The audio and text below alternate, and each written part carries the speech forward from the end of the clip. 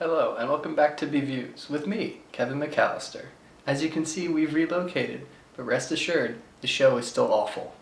So, I've been tormenting you with this 10 high-octane movie collection for the past 2 episodes, and I think it's time for some payback. The movie payback, that is. You know, this movie was so good that they got Mel Gibson on board to make a reboot of it, a whole 8 years before this one came out. The cover says, he is out for justice, bent on revenge. The description reads, Sean's partner is brutally murdered during a drug bust gone wrong. Now, I'd argue that a drug bust always goes wrong for at least someone. Sean quits the force and moves with his wife and daughter to an isolated ranch. But things aren't peaceful for long. The psychotic killer behind his partner's murder escapes from prison with one thing on his mind: revenge. And with that, it's time to begin.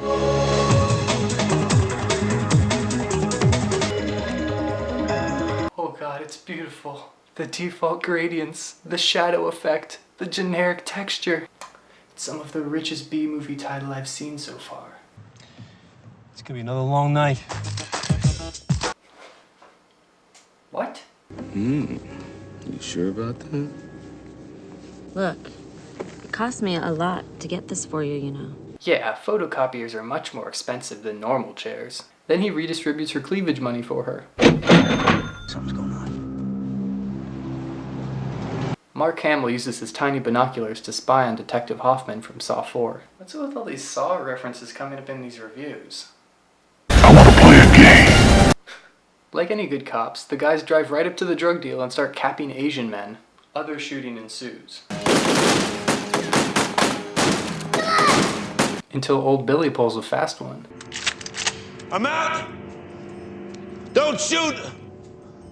I'm coming out! But my other gun isn't out. As punishment, Hamill shoots him full of menstrual cramps.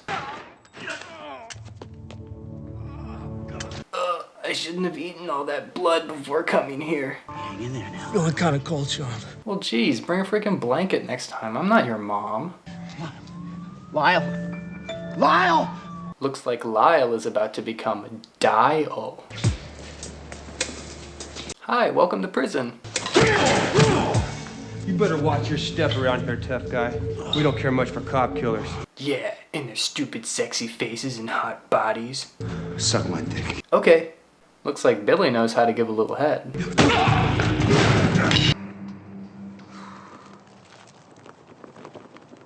I think I have a favorite character, guys. Barnett calls Sean, who's been assigned to desk duty, and tells him that he knows something about his partner's shooting.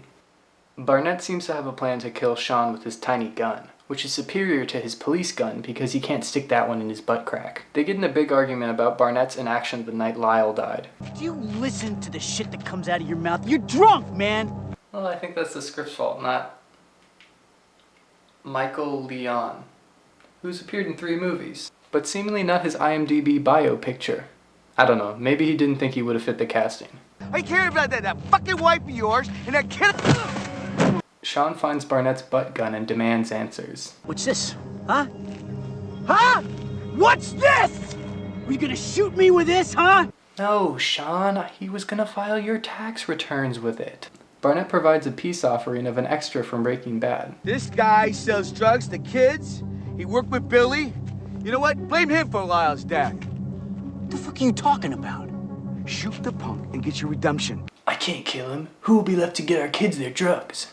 I ought to just shoot you right where you stand. Bro, just shoot both of us. This scene is really boring. Sean does the right thing and lets the guy go. Yeah, get out of here. You better go sell my daughter some modestly priced drugs, you hear? I'll get my redemption. But I don't need you or this badge. This says female body inspector written in Sharpie, and you spelled inspector wrong. After quitting his job, Luke takes his family to live on his homeworld of Tatooine. What do you think? Yeah, that drug dealer Sean let go must have kept his promise. Mommy, I have to go potty. Not now. Mommy needs to get back to the set of Resident Evil Extinction. Well, you know, I spent half my life trying to figure out my life. Yup, so I ended up just killing her. If there's anything left, we'll find it here. There is nothing left. I made sure of it.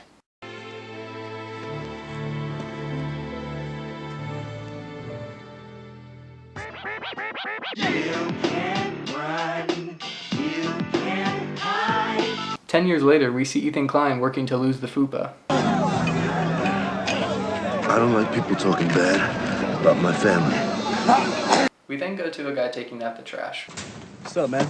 I'm just taking out the trash. The guard is nice enough to point out the barbecue sauce he spilled on his chin and let him know that he's leaving a gun for the prisoner to use to escape. Meanwhile... What's your fucking problem? Oh, you want to make somebody's day, huh, motherfucker? Aw, bad move, dude. You just messed with a chub and tuck ninja warrior. Then this dude makes the mistake of punching a knife out of Ethan's dick. It is just as the gypsy woman foretold. They confiscate his beanie and save me from making H3H3 jokes this whole episode. Thankfully, Jigsaw's apprentice learned how to transport a key without sewing it into someone's eye. Hey, pull over or I'll kill you. Wow, geez, he must have really wanted to stop at that Arby's. Take it easy, man. You look good together. He may have killed their bodies, but he couldn't bring himself to kill their self-esteem. Looks like Luke has entered his episode 6 all-black outfit phase. He meets with Mace Windu and hears about Billy's escape. However, Barnett is chief now and he overhears the conversation. Go back to your ranch. Play with your piggies, your donkeys, or whatever you gotta do. You stay away from this case. In the past 10 years, Sean has been divorced and his daughter has grown up into a bit of a hoe.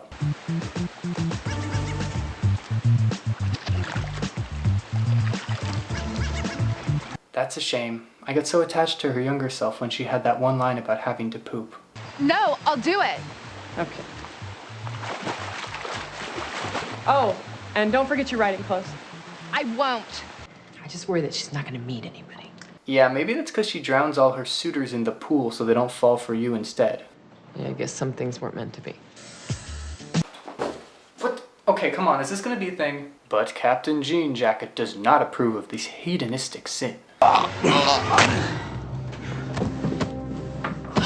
Billy has an interesting courtship method. Why don't you? Oh, Billy, you old romantic, you. Meanwhile, Sean has begun living in a landscape painting. But he's the real work of art. Elsewhere in Sleazyland, oh cool, my first black box. Should be fun editing this. The guy gets a surprise visit from Billy. Looking good. Thought you were dead. Did you just sniff my fucking ear? Billy's pissed about Jon Favreau here for spending all his money directing Zathura. So he sends him to sell Cubanos in hell. Ah, nothing like brown leather pants. You should have seen me in 2007. They couldn't stop me from wearing my brown leather pants back in 6th grade.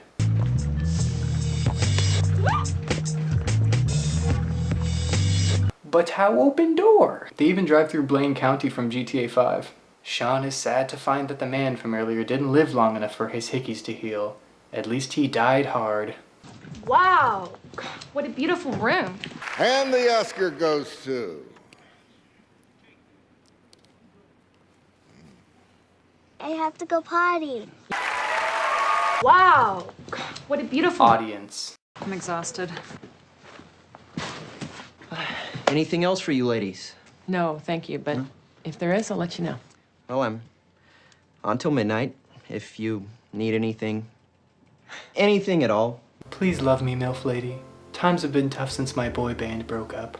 Maybe with you, I can finally have what it takes to become a man band. And then someone takes a shower so this can happen.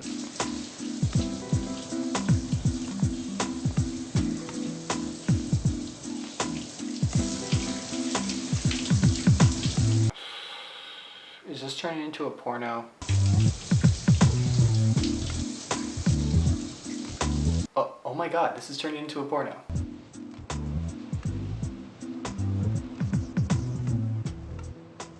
You want to come out and play with me tonight?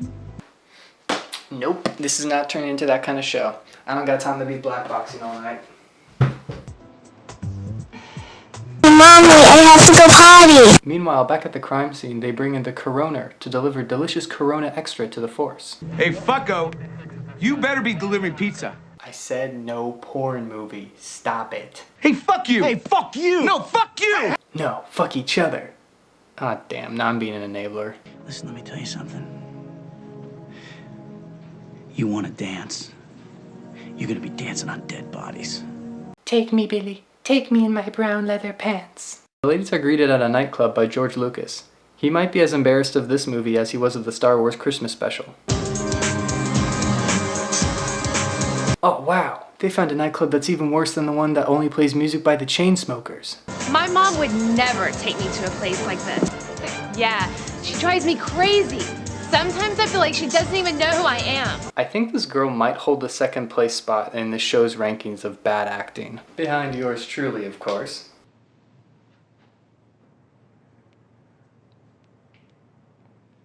I hope you consider me your friend.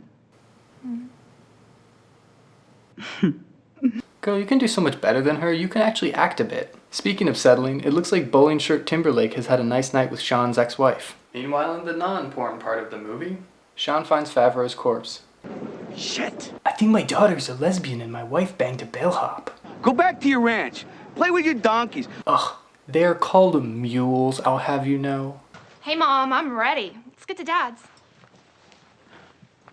What'd you do to my little girl? Well, she certainly didn't give her acting lessons. The more explicit villains of this movie stop off at a barn to get a new car. Would you like me to fill her up? Please. She must be very powerful.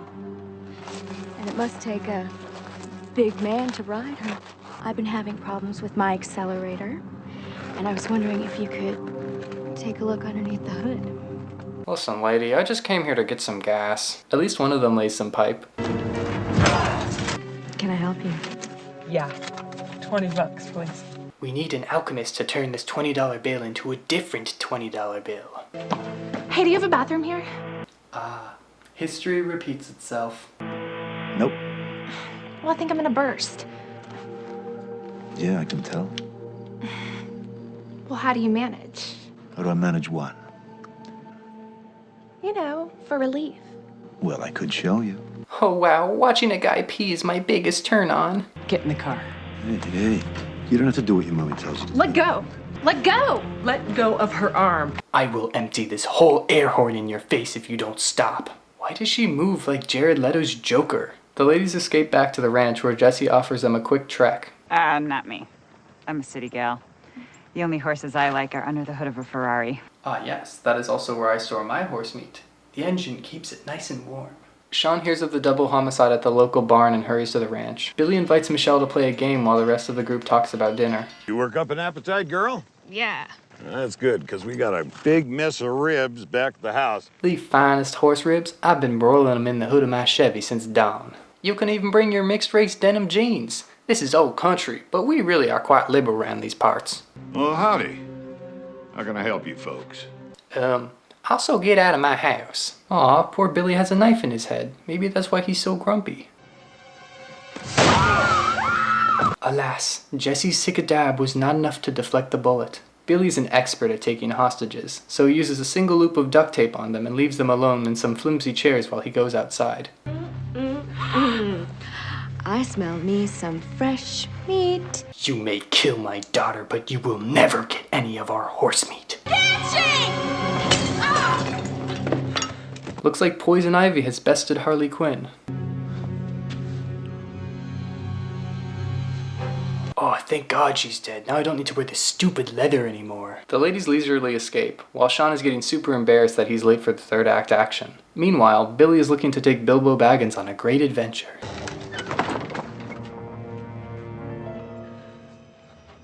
Hi.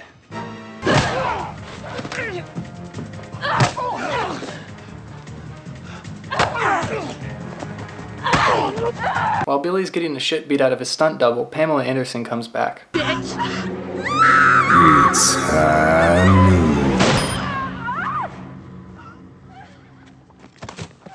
Sean and Billy clash, which is pretty much just them taking turns sitting on top of each other and punching one another in the face. It seems like Sean is going to be killed, but he pulls a gun out of thin air and shoots Billy. The family walks away triumphantly to try to find something to wipe that schmutz off of Sean's face. And then the movie ends with Sweeney Todd music. Because sure.